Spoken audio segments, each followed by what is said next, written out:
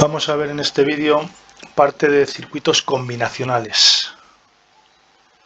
¿Qué son circuitos combinacionales? Bueno, pues son aquellos circuitos digitales en los cuales la salida que va a dar ese circuito va a ser única y exclusivamente en función de los valores que tengan las variables de entrada. No va a depender de ningún otro factor.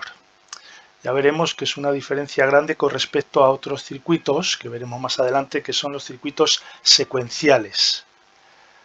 Bien, aquí tenemos dos grandes tipos de circuitos. Unos que son de aplicación particular, es decir, hay que realizar un circuito para que realice una determinada función particular, una función a discreción del usuario.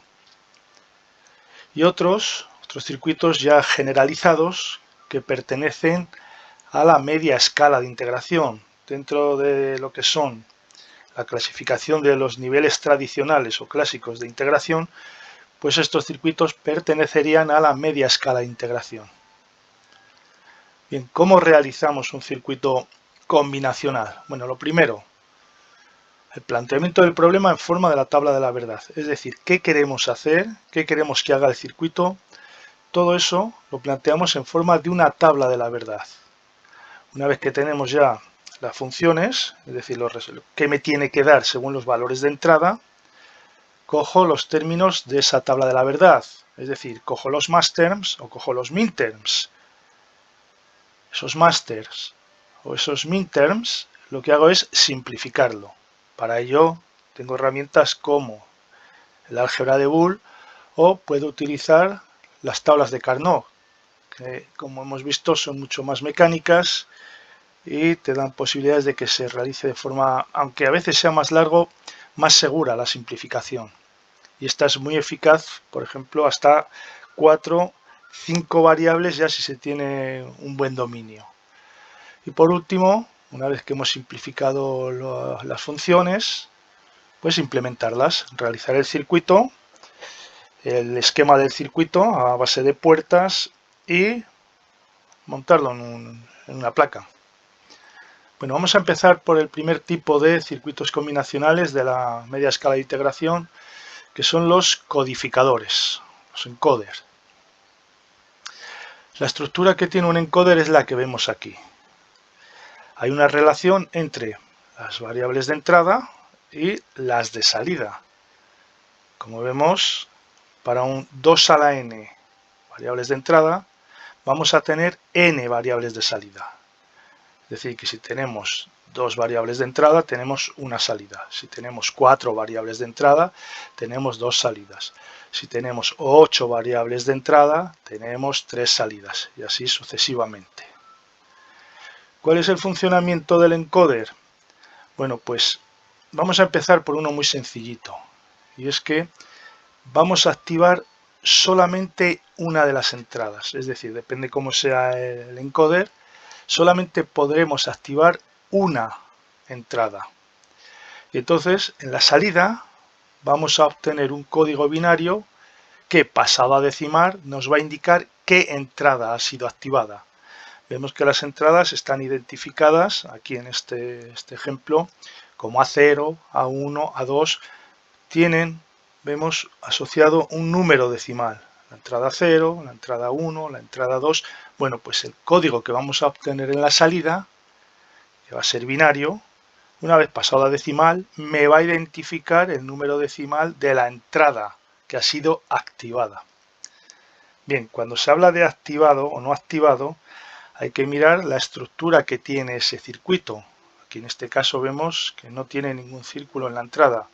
Por lo tanto, esto quiere decir que las entradas se activan a nivel alto, poniendo unos, y que no están activas cuando las entradas están con un 0. Si tuviera un círculo en cada una de las entradas, lo que me está indicando es que esas entradas son activas a nivel bajo, es decir, habría que poner ceros para activar esas entradas.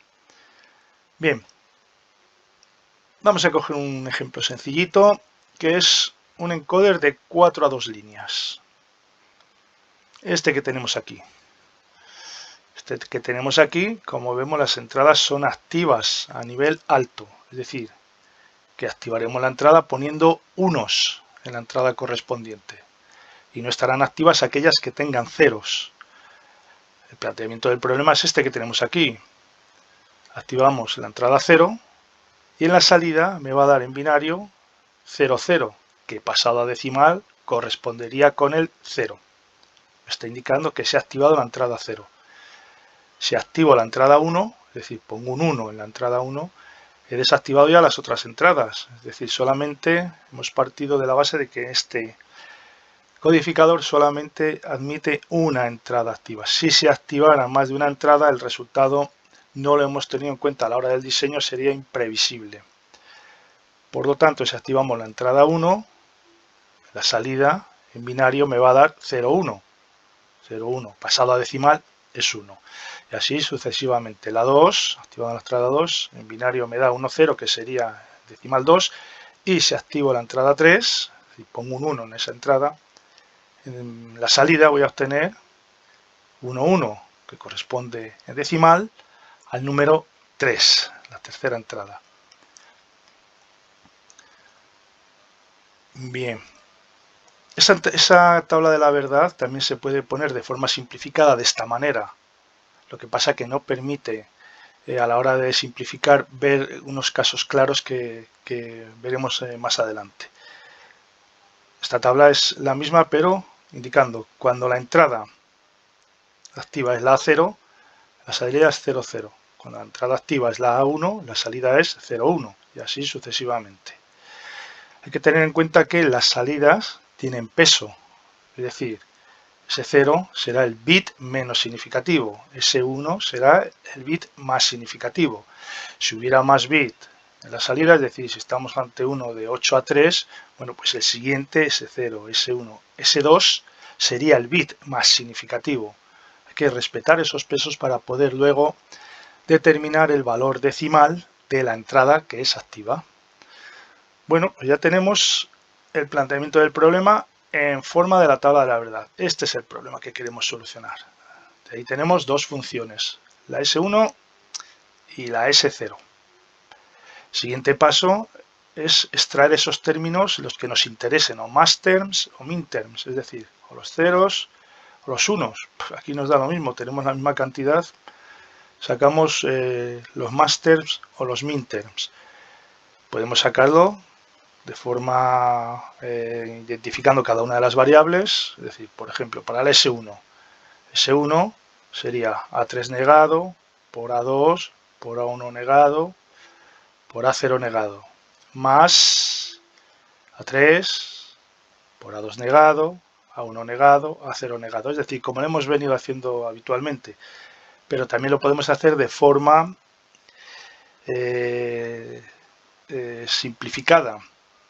Es decir, aplicando la fórmula que ya hemos visto de sumatorio para los minterms y de productorio para los maxterms. Aquí tenemos para la S1 el sumatorio, 4 variables, efectivamente tenemos 4 variables en la entrada. Tenemos un minterm en la combinación que identifica el 4, que es esta, 0, 1, 0, 0 es el 4, y tenemos otro minterm en la combinación que está identificado como el 8, es decir, este otro minter. Y resulta que tenemos una serie de combinaciones no importa, efectivamente. La combinación donde A3, A2, A1, A0, es decir, todos ceros, no se va a dar, por lo tanto, esa combinación no importa. La 1, la combinación 1, vemos, en este caso, que es un maxterm. Por lo tanto, estamos considerando los minter, no aparece. La combinación 2, vemos que es un maxterm también. Estamos considerando minter, por lo tanto no interviene. A partir de ahí hasta la 8, que es, o sea, la 4, hemos dicho que es un minterm, la 8 es un minter, entre la 4 y la 8, es decir, la 3, la 5, la 6, perdón, la 5, la 6 y la 7, son combinaciones que no se van a poder dar, por lo tanto, combinaciones no importa.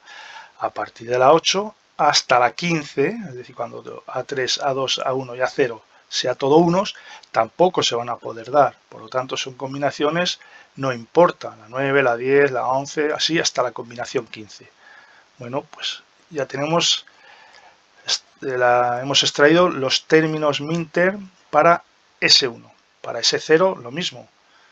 Un minterm en 2 y otro minterm en 8. Lo mismo que antes, la combinación 0, la 3, la 5, la 6, la 7. Todas esas combinaciones no se van a poder dar, por lo tanto, lo consideramos combinaciones no importa. Bien, si en vez de sacar los minterm, sacamos los maxterms, para S1 tenemos un maxterm en 1 y otro maxterm en 2, en 1 y en 2. Y ahora las combinaciones no importan, exceptuando la 4, que es un minter, y exceptuando la 8, que es otro minter, todas las demás son combinaciones no importa. Y para S0, lo mismo. Tenemos un máster en 1 y el otro máster, la combinación 4, exceptuando la combinación 2, que es un minter, y la combinación 8, que es otro minter, todas las demás para la función S0 van a ser combinaciones no importa. Bueno, ya tenemos extraídos esos términos de la tabla de la verdad. No hay por qué sacar los máster y los minter para la misma función. Pero bueno, aquí como estamos con ejemplos, para coger un poquito de práctica, sacamos los dos. Y vamos a hacer todo el problema con los dos. Simplificamos esas funciones. Como vemos, aquí en esta tabla de la verdad, para S1, he puesto los máster y los minter. Vamos a simplificarlos por separado. Tenemos para S1 un minter en el 4 y en el 8. Recordemos que según esta ordenación de las variables, es decir, A3 para estas dos filas vale 1, para estas dos columnas vale 1, A2 para estas dos columnas vale 1, A1 para estas dos filas vale 1 y A0 para estas dos filas vale 1. Según esta ordenación, mayor peso a menor peso, podemos identificar cada una de las casillas mediante una cifra decimal. Esta sería la 0, la 1, la 2, la 3, 4, 5, 6, 7, 8, 9, 10, 11, 12, 13, 14 y 15. Esa sería la identificación de cada una de las casillas de la tabla de Carnot. Entonces tenemos en la 4 y en la 8 dos minter. 0, 1, 2, 3, 4, minter, 5, 6, 7, 8, el otro minter. Y para los maxterms, en el 1 y en el 2, 0, 1 y 2, justamente los dos maxterms que he colocado ahí. Las demás combinaciones, la 0, la 3, la 5, pues ya vemos que son combinaciones, no importa, y ya sabemos que se identifican mediante una X en las tablas de Carnot y en tablas de la verdad también. Bueno, pues para la S0 hacemos lo mismo. Colocamos en esa tabla de Carnot, en este caso, los masters y los minter, para que sea más general el ejemplo. Bueno, pues una vez que tenemos ya los términos en la tabla de la verdad, en la tabla de Carnot, simplificamos. Minter, para S1, vemos que puedo realizar este conjunto, este bucle.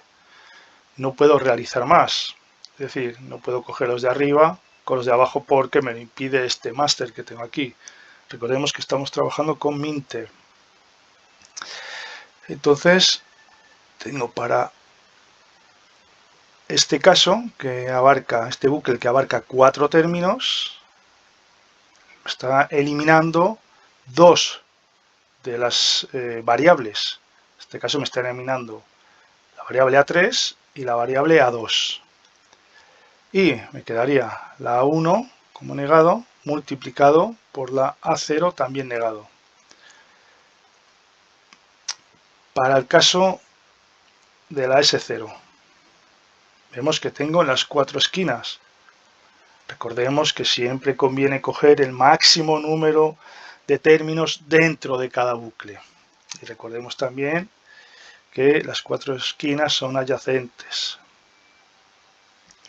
Bien, por lo tanto, en ese caso tendría la A3 se me eliminaría y la A1 se me eliminaría también. Quedaría, por lo tanto, A2 negado por A0 negado para la S0. Si sacáramos los minterms. Viene a recordar esto que acabo de indicar, ¿no? Si en un bucle tengo 2 términos, elimino una variable. Si en un bucle tengo 4 términos, elimino 2 variables. Si en un bucle soy capaz de coger 8 términos, eliminaría 3 variables. En este caso, si en un bucle cogiera toda la tabla, los 16 términos, eliminaría las 4 variables. Lógico, es que en ese caso no habría variables. O sería un 1 o sería un 0. Es decir, tendría todo X y por lo menos aparecería un 1. O todo ceros o todo X o por lo menos aparecería un 0. Es decir, sería una constante. Bien, ¿qué pasa si hubiéramos cogido los máster? Bueno, tenemos el circuito a base de minter, la S1 y la S0, las dos variables de salida realizadas a través de estas dos funciones. Bien, cogemos los másters. Como vemos, puedo coger estos 4 términos. No puedo coger más términos dentro de un bucle. 4 términos que me van a eliminar 2 variables. Me quedará la A3 y la A2, las variables que me elimina, por lo tanto, la 1 y la 0, ya que ese bucle está en partes donde la A1 y la A0 tiene los dos valores, 1 y 0, por lo tanto no importa. La 3 y la 2, como ahora estamos con más terms, A2 más A3. Para la S0, para la función S0, puedo coger estos 4 términos. Lo mismo que antes, se me van a eliminar 2 variables, la A0 y la A2. Me quedará la A3 más la A1 para los máster. El circuito es ese que tenemos ahí. ¿Estos circuitos que hemos hecho funcionarían? Bueno, pues vamos a comprobarlo. Vamos a coger este que es más sencillo. Si yo activo la entrada A3, es decir, pongo un 1 en la entrada A3, ¿qué me aparece en la salida? Aquí tengo un 1 en una OR, la S1 vale 1. Aquí tengo un 0, la S1 sigue valiendo 1 porque es 1 más 0. La S0, aquí tengo un 1. Aunque la A1 tenga un 0, no importa. 1 más 0, 1. Por lo tanto, aquí tengo S1, 1 y S0, 1. 1, 1, decimal es el 3. Pues efectivamente, parece que funciona. Si A2 fuera 1, un 1 en esta OR me daría la S1 un 1. Aquí, como vemos, S1 ya no va a ningún sitio más. Por lo tanto, aquí en esta puerta de abajo tendría un 0 y otro 0. 1, 0, efectivamente, corresponde con el número 2 en decimal. Bueno, pues parece que esto funciona. Venga, vamos a probar otra vez, a ver si ha sido casualidad. A0 lo pongo a 1. 1 en A0. Esto está en 0 y esto está en 0. 0. Esta entrada está en 0 y esta entrada está en 0. 0. Efectivamente, he activado la entrada 0. Bueno, pues funciona el circuito. Este también funciona. Venga, vamos a comprobarlo. Activamos la 1, por ejemplo, que no activamos antes. Activamos la 1, 1. Esto se convierte aquí en 0, por lo tanto, como es una I, aquí tengo un 0. Tiro para abajo, ya no estoy activando más. Aquí tengo un 0, que aquí se convierte en un 1. En la 2 tengo otro 0, que aquí se convierte en 1. 1 por 1, 1. 0, 1, efectivamente. 0, 1 en decimal es 1, la entrada que había activado. Bueno, pues sí, parece que funciona el encoder este que hemos calculado. Bien, esto es el método tradicional para realizar el los circuitos combinacionales. En muchos casos también, con práctica, se pueden analizar directamente desde la tabla sin llegar a realizar todas estas operaciones. Se puede analizar la tabla y analizando la tabla, repito, con práctica, podemos llegar a estas mismas conclusiones. Por ejemplo, vamos a ver la S1. ¿Cuándo la S1 va a ser 1? Si yo me fijo en la tabla, veo que la S1 va a ser 1 aquí y aquí. ¿Qué cumplen las variables para que S1 sea 1 aquí y aquí? Bueno, pues ya veo que la A3 en un caso es 0 y en otro es 1. Parece que la 3 no va a importar. Que la 2 en un caso vale 1, pero en el otro vale 0. Bueno, pues parece que tampoco me indica mucho. Que la 1, en los dos casos, cuando ha aparecido 1 y 1 en la S1, los dos casos vale 0. Y a la vez, la A0 también en los dos casos vale 0. Es decir, que S1 va a ser 1 cuando se cumpla que la entrada A1 y la entrada A0, las dos, valgan 0.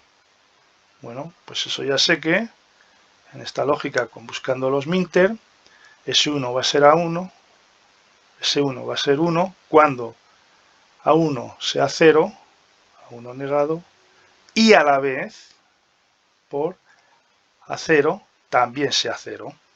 Entonces, esa conclusión ya habíamos llegado anteriormente, una vez realizado todo el proceso. Vamos a ver de qué otra manera podemos verlo. Si me fijo, S1 va a ser 1 siempre que A2 sea 1. Es decir, si A2 vale 1, S1 vale 1. Pero también va a ser 1 si A3 vale 1. Es decir, cuando se cumpla que A2 sea 1 o A3 sea 1, resulta que S1 también es 1. A3 o A2 sean 1. Bueno, pues simplemente aplico ese criterio, va a decir S1 va a ser 1 cuando cualquiera de las dos variables sea 1. Eso me lo da una relación OR. S1 va a ser 1 cuando la A3 sea 1 o la A2 sea 1. Bueno, a esa conclusión habíamos llegado anteriormente para la S1. Sacando los más terms de la tabla, habíamos llegado a la misma conclusión. Bien, vamos a ver qué pasa con el 0. En la cuestión de lógica inversa. Ahora ya no queremos unos. Ahora en este caso hay que tener un poquito más de cuidado. S1 va a ser 0. S1 va a ser 0. Me vengo aquí y veo que la A0 puede tener los dos valores. Bueno, no me dice nada. A1 también puede tener los dos valores. Tampoco me dice nada. Sin embargo, A3 y A2 van a ser 0. Pero tienen que ser 0 a la vez. Es decir, no vale con que A3 o A2 sea 0, porque resulta que aquí 3 es 0, sin embargo, no tengo un máster, no tengo un 0 en la salida.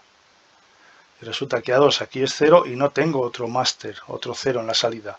Se tiene que cumplir, por lo tanto, que A3 y A2 a la vez sean 0. Pero ojo, que A3 y A2 sea 0 no me establece una relación AND, porque ahora estamos hablando de buscar los ceros. Fijémonos que si yo pusiera A3 multiplicado por A2, S1 sería 0 simplemente con que cualquiera de los dos, o A3 o A2, fuera 0. Y no es verdad, porque no se tiene que cumplir que cualquiera de los dos. Tienen que ser los dos simultáneamente. Por lo tanto, aquí me establece una relación de lógica OR. Para que S1 sea 0, tiene que ser 0 a 3 y también tiene que ser 0 a 2. Eso hay que tener mucho cuidado. De ahí que se traten de forma justamente inversa los mass terms y los min terms. Y lo mismo ocurre si lo tomamos visto desde otro punto de vista. ¿Cuándo se va a cumplir que S1 va a ser 0? Bueno, pues si me fijo aquí en estos dos, resulta que si A0 vale 1 o A1 también vale 1, cualquiera de estos dos casos, si A1 o A0 valen 1, resulta que efectivamente ese 1 vale 0. Bueno, pues con esto también hay que tener ojo, porque aquí está O de cuando A1 o A0 sea 1, pero cuando estamos buscando el 0, no me vale con ponerlo como una relación OR.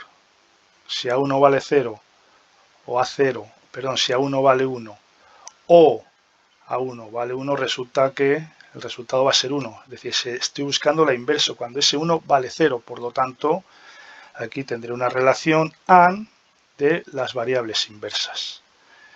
Bueno, todo esto lo puedo también deducir mediante la aplicación de Morgan. Las leyes de Morgan me llevan a esta conclusión. Cuando son las variables, cuando está negado lo que estoy buscando, se me transforman los productos en sumas o las sumas en productos. Un aspecto que ayuda mucho también para analizar estas lógicas es utilizar los símbolos alternativos. Por ejemplo, aquí tengo S1 vale 0,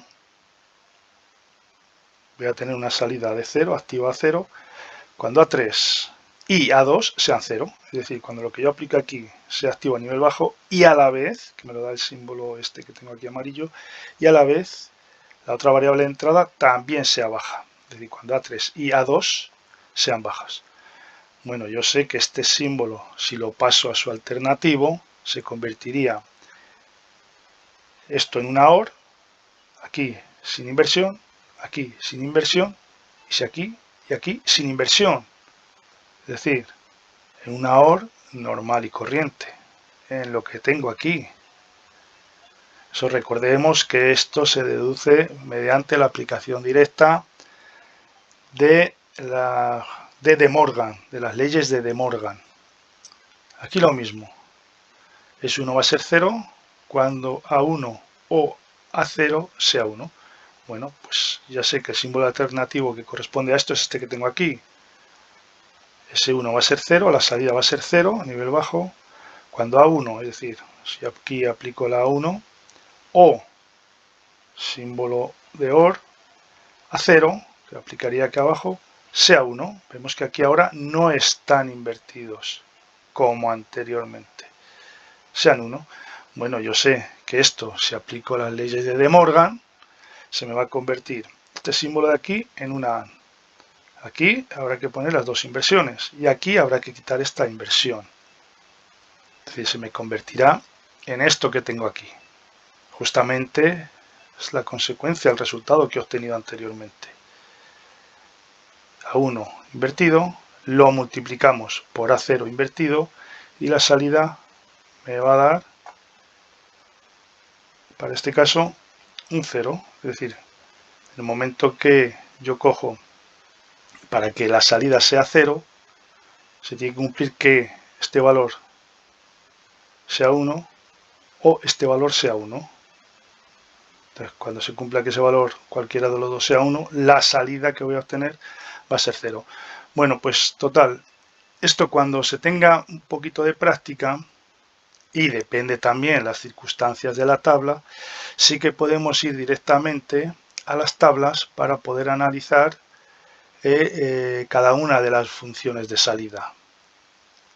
Si no, lo mejor es tirar por lo fácil, es decir, lo que ya controlamos, que son aplicación de Carnot, y hacer las simplificaciones mediante ese sistema.